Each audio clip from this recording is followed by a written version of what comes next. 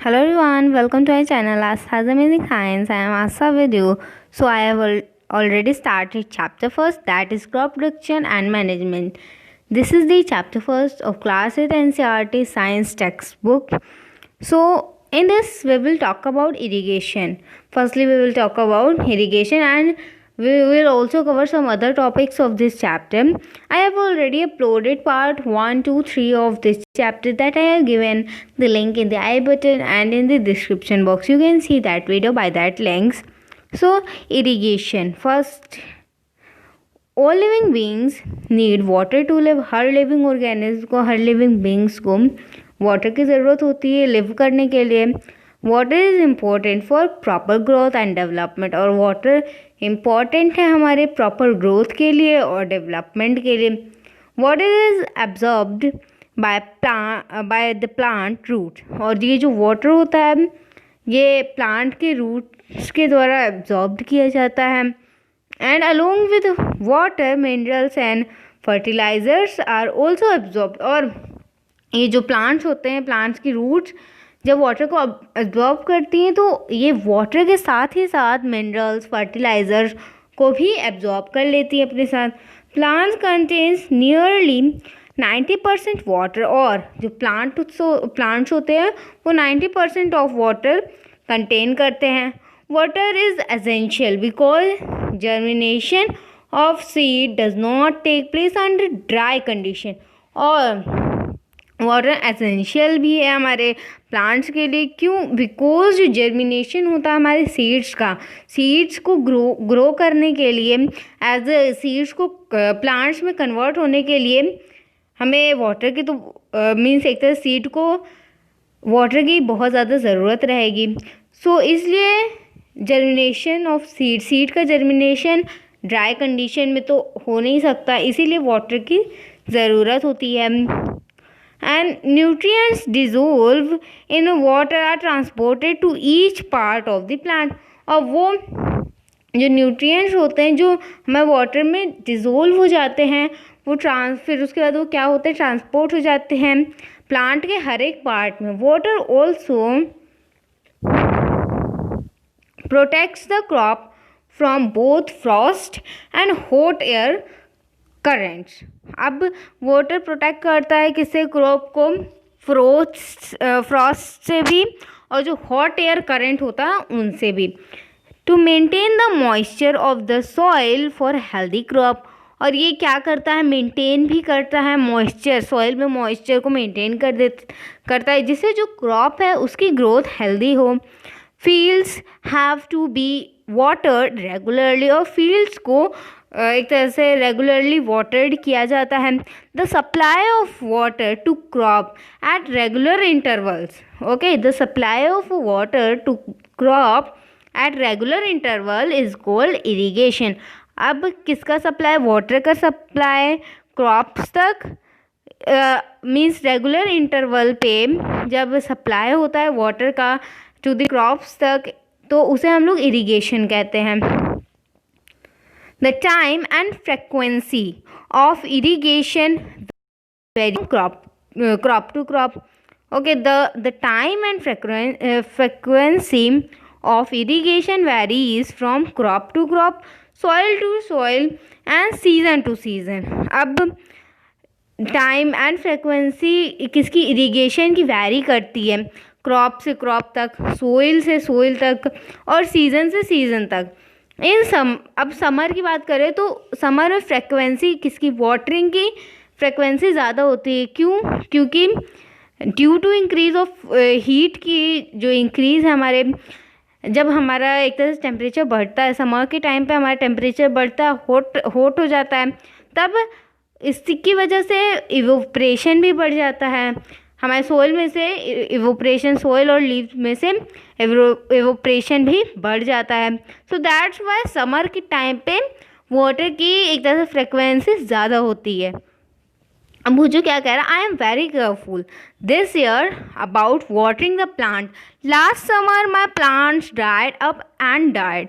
Means Boojho कह रहा है मैं इस साल बहुत ज़्यादा केयरफुल रहूँगा अपने प्लांट्स को वाटर देने में, क्योंकि लास्ट समर क्या हुआ था कि मेरे प्लांट्स ड्राई हो गए थे, सूख गए थे और डाइड भी हो गए थे। अब सोर्स ऑफ इरिगेशन, अब इरिगेशन करते हैं लोग तो इसका सोर्स क्या होता है, तो the source of water for irrigation are wells. अब जो सोर्स होता है हमारे वाटर का इरिगेशन करने के लिए वो होते हैं वेल्स होते हैं, ट्यूब वेल्स होते हैं, पॉन्ड्स होते हैं, लेक्स होते हैं, रिवर्स होते हैं, dams and canals. After this what is है, yes, traditional methods of irrigation. अब ट्रेडिशनल मेथड्स इरिगेशन के, the water available in wells, lake and canal is lifted up by different methods in different regions. अब जो water होता है हमारा available होता है वेल्स में, लेक्स में, कैनल्स में, वो डिफरेंट मेथड से एक तरह से लिफ्ट किया जाता है और डिफरेंट रीजन्स में एक तरह से उसे लिफ्ट किया जाता है वाटर को, for taking it to the field तक टेक करने के लिए। कैटल और human labour is use in these methods, so these methods are cheaper but less efficient। अब कैटल्स और ह्यूमन की इसमें ज़रूरत होती है, इन मेथड्स में एक तरह ज़रूरत होती है, तो ये जो मेथड्स होते हैं ना ये बहुत ज़्यादा चीपर होते हैं और लेस एफिशिएंट भी होते हैं। So the various traditional ways are, अब वेरियस ट्रेडिशनल वेज देखते हैं, जैसे मोट पुली सिस्टम। जो मोट होता है ये एक तरह का पुली सिस्टम होता है। This is the image, this is the figure 1.4, this is the figure of मोट। How here is a farmer which is lifting and pulling, this is a type of pulling system, okay? So how the farmer is lifting the water and after that he is irrigating his field, his crops. Chain pump, and where is chain pump? Let's see here. Yes. This image figure 1.4, this is the chain pump, and after this what is a dekli here. This is the figure 1.4, this is the image of dekli. Here farmer is irrigating his field or his crop. After this is the rahat, okay? This is the figure, which figure is this? 1.4D।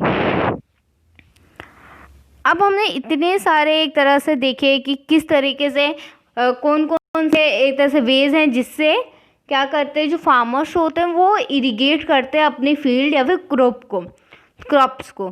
सो हमने कौन कौन से देखे methods? First हमने देखा मोट, second हमने कौन सा देखा? चेन पम्प, देखली एंड देन रहत। अब ये तो हमारे कौन से मेथड थे? ट्रेडिशनल मेथड से, इरिगेशन के ट्रेडिशनल मेथड से। अब हम लोग देखेंगे मॉडर्न मेथड्स। मॉडर्न मेथड कौन कौन से हैं इरिगेशन के? चलिए देखते हैं modern methods of irrigation. So modern methods of irrigation helps us to water economically. The main method used are as follows। अब modern methods एक तरह से ये वाटर हम लोग इससे भी वाटरिंग करते हैं अपनी क्रॉप को, अपनी फील्ड को इरिगेट करते हैं, ओके? सो इसमें क्या करते हैं हम लोग? इकोनॉमिकली एक तरह से अपनी फील्ड या फिर क्रॉप को इरिगेट करते हैं। द मेन मेथड, अब जो मेन मेथड्स हैं हमारे वो नीचे दिए गए हैं। फर्स्ट हमारे स्प्रिंकलर सिस्टम। अब दिस सिस्टम, ये जो सिस्टम है ना, this system is more useful on the uneven land where sufficient water is not available. अब ये बहुत ज़्यादा एक तरह से सिस्टम इज़ यूज मोर, एक तरह से ये जो सिस्टम है ये यूजफुल बहुत ज़्यादा है जहाँ पे अनइवन लैंड है और वहाँ पे सफिशिएंट वाटर जो है वो अवेलेबल नहीं है। द परपेंडिकुलर पाइप्स, अभी जो परपेंडिकुलर पाइप्स होती है ना, having rotating nozzle on top are joint to make pipelines. अब क्या किया गया है, हम परपेंडिकुलर पाइप्स ली गई हैं एंड हैविंग रोटेशन नोजल्स, उनके टॉप पे है रोटेशन नोजल्स आर जॉइंट, जो जॉइन किया गया है and to the main pipeline से at regular interval. Okay, so when water is allowed to flow through the main pipe under pressure with the help of a pump. अब इसमें क्या है, जब वाटर अलाउड है फ्लो करता है ना मेन पाइप्स के थ्रू अंडर प्रेशर, सो ये it is help, that is help from A pump, it escapes from the rotating nozzle. Okay, rotating nozzle से एक तरह से escape करता है. It gets sprinkled on the crop as if it is raining. Okay, then ये क्या होता है कि एक तरह से स्प्रिंकल्ड हो जाता है पूरे क्रॉप पे एंड लाइक जैसे रेन कर देता है क्रॉप्स पर. ओके, आर्टिफिशियल रेन, एक टाइप की आर्टिफिशियल रेन होता है. Okay, sprinkler system. Sprinkler is very useful for lawn, coffee plantation and several other crops. अब ये जो स्प्रिंकलर सिस्टम होता है ये बहुत ज़्यादा यूज़फुल होता है, जैसे लॉन्स में और कॉफ़ी प्लांटेशन में और बहुत सी अदर क्रॉप्स में भी. सो इसमें बेसिकली होता क्या है कि इसमें एक आर्टिफिशियल रेन कर देते हैं बस. Okay, by the through the pipes. इस इमेज में भी आप देख सकते हैं figure 1.5a, this is the sprinkler system. Okay, so this is the image of sprinkler system. Of drip system. Drip system, in this system the water falls drop by drop. इस system में क्या होता है ना कि जो water होता है वो ड्रॉप बाय ड्रॉप फॉल होता है directly near the root. Okay, directly near the roots. Directly कहाँ पे, जो रूट्स होती है उसके, मतलब कि वहीं पे एक तरह से ड्रॉप बाय ड्रॉप क्या होता है, फॉल होता है water. So it is called drip system. तो इसी वजह से इसे ड्रिप सिस्टम कहा जाता है. It is the best technique for watering fruits, plants, gardens and trees. अब ये बेस्ट टेक्निक होती है किसलिए, वाटरिंग करने के लिए फ्रूट्स को और प्लांट्स को, गार्डन्स को और ट्रीज़ को. Okay, water is not wasted at all. और इसमें क्या होगा ना कि वाटर भी वेस्ट बिल्कुल नहीं होगा. It is a boon in region where availability of water is poor. ये वहाँ पे बहुत ज़्यादा हेल्पफुल है. बून का मतलब बहुत ज़्यादा हेल्पफुल है उन रीजन्स में जहाँ पे अवेलेबिलिटी जो है हमारे वाटर की वो पुअर है, बहुत एक तरह से कम है, बहुत ज़्यादा कम है availability of water. So drip system अब देखते हैं बेसिकली होता क्या है ना ये कि इसमें क्या किया जाता है, पाइपलाइन को अच्छे से जोड़ करके डायरेक्ट क्या किया जाता है कि जो प्लांट्स होते हैं उनकी रूट्स तक पहुंचा दिया जाता है and drop by drop water को एक तरह से वहीं पे डाला जाता है. इससे क्या होता है कि जो वाटर होता है वो वेस्ट भी नहीं होता है और डायरेक्ट प्लांट उसे आसानी से ले भी लेता है. ओके, सो इससे क्या होगा, हमारा वाटर बिल्कुल भी वेस्ट नहीं होगा. बस ये थोड़ा कॉस्टली होता है. ओके, ये कुछ थोड़ा कॉस्टली होता है बट बहुत ज़्यादा यूज़फुल भी होता है. After this what we will say, protection from weeds. कैसे फार्मर्स अपनी क्रॉप को प्रोटेक्ट करता है वीड से, चलिए देखते हैं. Boojho and Paheli went to a nearby wheat field. Boojho Paheli गए थे नियर बाय वीट की जो फील्ड है वहीं पे गए थे एंड उन्होंने देखा, क्या देखा, that there were some other plants in the field. उन्होंने क्या देखा कि वहाँ पे कुछ अदर प्लांट्स भी हैं फील्ड में, growing along with wheat plants. जो किसके साथ ग्रो है, वीट प्लांट्स के साथ. Have those other plants been planted purposely. अब मुझे सोच रहा है कि क्या कोई पर्पस है क्या, जो अदर प्लांट्स है वो वहाँ पर प्लांट किए गए हैं, प्लांटेड किए गए हैं, एक तरह से ग्रो किए गए हैं. In a field many other undesirable plants grow naturally along with the crop. These undesirable plants are called weeds. अब जो फील्ड होती है वहाँ पे कुछ अनडिजायरेबल प्लांट्स ग्रो हो जाते हैं। ओके, नेचुरली मतलब नेचुरली वो एक तरह से ग्रो हो जाते हैं अलोंग विथ क्रॉप्स के साथ। तो ये जो अनडाइजेबल प्लांट्स होते हैं ना, ये इन्हीं को हम लोग वीड्स कहते हैं। The removal of weeds is called weeding. अब ये जो रिमूवल होता है हमारे वीड्स का, हम लोग वीडिंग कहते हैं। Okay, so weeding is necessary since weeds compete with crop plant for water, nutrients, space and light। और ये भी ज़रूरी है कि जो वीड्स होते हैं उन्हें वहाँ से हटाया जाए। Okay, so some weed interfere ever in harvesting and may be poisonous for animal and human beings। और कुछ ये जो वीड्स होते हैं ना, ये इंटरफेयर करते हैं हमारे हार्वेस्ट करने में। जब हम लोग क्रॉप को हार्वेस्ट करते हैं तब ये इंटरफेयर करते हैं उसमें। और कभी कभी ये पॉइजनस भी होते हैं। पॉइजनस होते हैं क्योंकि कभी कभी जो किसके लिए पॉइजनस होंगे भाई? एनिमल्स के लिए और ह्यूमन बींग्स के लिए। क्या होता है, एनिमल्स बस जैसे कैटल्स होती है, एनिमल्स में कैटल्स होती है, जैसे गोट काऊ कोई भी होता है तो वो इन्हें ईट कर जाता है। कोई भी ग्रीन प्लांट्स को देखते हो वो उन्हें ईट कर जाता है, बट उन्हें ये थोड़ी ना पता रहता है कि ये पॉइजनस होते हैं। ओके, सो कुछ पॉइजनस भी होती है, इसीलिए इन्हें हटाया जाता है एक तरह से। Farmers adopt many ways to remove weeds. अब इन वीड्स को रिमूव करने के लिए फार्मर्स ने अडॉप्ट किया बहुत सारे ways. Okay, and control their growth, और उनकी ग्रोथ को कंट्रोल करने के लिए tilling before sowing for crops help in uprooting and killing of weeds. अब ये जो टिलिंग होता है, टिल करते हैं मीन्स सो करने से पहले हम लोगों ने इससे पहले पढ़ा था कि सबसे पहले हम लोग एक तरह से क्या करते हैं, अपनी सॉइल को प्रिपेयर करते हैं। प्रिपेयर करते समय क्या होता है, हम लोग इस टिल करते हैं जिससे क्या होता है, जो वीड्स होते हैं ना वो किल अप हो जाते हैं एंड अपरूटेड हो जाते हैं।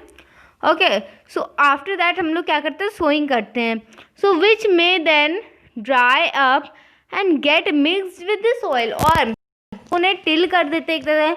हम लोग किसको टिल करते हैं, सॉइल को। जब टिल कर देते हैं तो क्या होता है कि वो प्लांट्स भी साथ में एक तरह से मिक्स हो जाते हैं एंड आफ्टर दैट वो एक तरह से मिक्सड हो जाते हैं एंड सॉइल में एक तरह से मिक्सड हो जाते हैं। The best time for the removal of weed is before they produce flowers and seeds.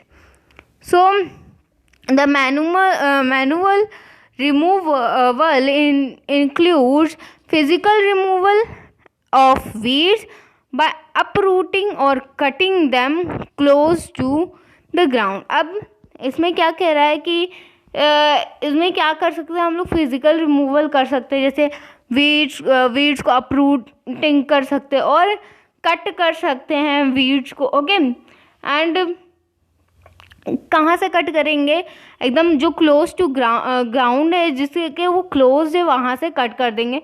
Time to time उसे ऐसे करेंगे हम लोग, रिमूव करेंगे। This is done with the help of खुरपी। ये खुरपी जो होती है ना उसकी हेल्प से ही किया जा सकता है। A seed drill is also use to uproot weeds. और ये जो सीड ड्रिल होता है वो भी यूज़ किया जाता है वीड्स को अपरूट करने के लिए। Weeds are also control by using certain chemical called weed acid. So weeds को हम केमिकल वे में अगर करें तो ये कुछ केमिकल से भी कंट्रोल किया जा सकता है, जिसे हम लोग वीड एसिड्स कहते हैं, जैसे कि 2,4-D। Okay, so these are spread in the field to kill the weeds. और इसे फील्ड पे एक तरह से क्या कर सकते हैं, स्प्रे कर सकते हैं, जिससे क्या हो कि वो वीड्स को किल कर दे। They do not damage the crop, और ये क्रॉप को डैमेज नहीं करते हैं। The weed acids are dilute with water to the extent required and spray it in the field with a sprayer। Okay, and then after that ये sprayer के through क्या किया जाता है, स्प्रे कर दिया जाता है। आप इस इमेज में देख सकते हैं स्प्रेइंग वीड एसिड। इसमें क्या कर रहा है फार्मर, वीड एसिड्स को स्प्रे कर रहा है. Okay. Do weed acids have any effect on the person handling the weed acid sprayer? अब वो जो सोच रहा है कि क्या ये जो वीड एसिड है ये पर्सन किसी ह्यूमन को भी अफेक्ट कर सकता है जो इस वीड एसिड को स्प्रे कर रहा है. So as already mentioned the weed acids and spread during the vegetative growth of weeds before flowering and seed formation. जैसे यहाँ पे पहले से मेंशन किया गया है जो वीड एसिड हैं ये स्प्रेड किए जाते हैं during vegetative growth of weed, flowering और सीड फॉर्मेशन से पहले ही इन्हें कर दिया जाता है. सो स्प्रेइंग ऑफ वीड एसिड में affect the health of farmer. और ये जो वीड एसिड का एक तरह से स्प्रेइंग होता है ना, ये फार्मर के भी एक तरह से हेल्थ को अफेक्ट कर सकता है. So they should use these chemicals very carefully. तो उन्हें इन केमिकल्स को बहुत केयरफुली एक तरह से यूज़ करना चाहिए. They should cover their nose and mouth with a piece of cloth during spraying of these chemicals. और इन केमिकल्स को यूज़ करने से पहले उन्हें अपनी नोज़ और माउथ को कवर कर लेना चाहिए बाय पीस ऑफ क्लॉथ से ड्यूरिंग स्प्रेइंग केमिकल को स्प्रे करते समय. So thank you everyone and have nice day. आपको मेरा वीडियो पसंद आए तो please like share comment subscribe जरूर करिएगा. बेल आइकन को दबाना मत भूलिएगा. Bye bye.